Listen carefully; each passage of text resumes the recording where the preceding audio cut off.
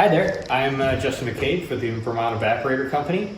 Today we are talking about, and we're going to look at, the SureCube ZB reverse osmosis system. So in terms of the flow through the unit itself, your sap's going to come in through this white line here, this white hose, in through this bulkhead coupling, into your pump. The pump is self-priming, so you don't have to worry about making sure there's water in it, or sap, beforehand, right? So it'll pull it up. It'll pull it up a maximum of 6 feet difference between the pump height and your liquid height, right? So it flows through the pump, comes out of the pump, goes into the sediment filter, right? We want to make sure that whatever's going through the other filters, we clean out some of the stuff before it gets into those. From the sediment filter, there's a 5-micron sediment filter. It'll flow up to the UV filter. The UV filter is actually, what do you want to call it? It's disarming any bacteria or yeast that's in the sugar, and basically so it can't reproduce. That's what the UV filter is doing, making it kind of harmless, right? That allows for extra storage time if you can't get to the boiling process right away.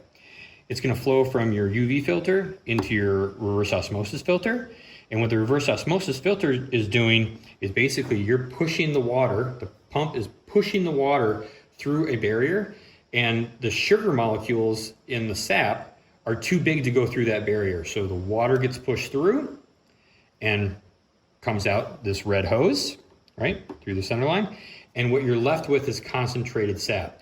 And what we're looking for is a 50% reduction in the amount of water from your initial sap concentrate. So we should be going from, if your normal sap is going to be 2%, we should have a 4% solution at the end of it. Of course, that results in, if our normal ratio is 40 gallons of sap to 1 gallon of syrup, we're turning that into 20 to 1. So I'm going to plug this in.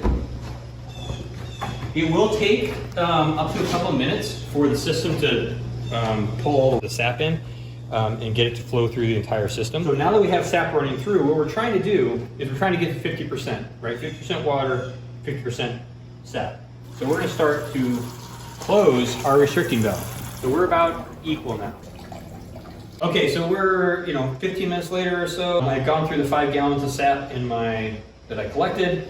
And now I have 2.5 gallons of concentrate, and I have 2.5 gallons of water. Learn more at vermontevaporator.com.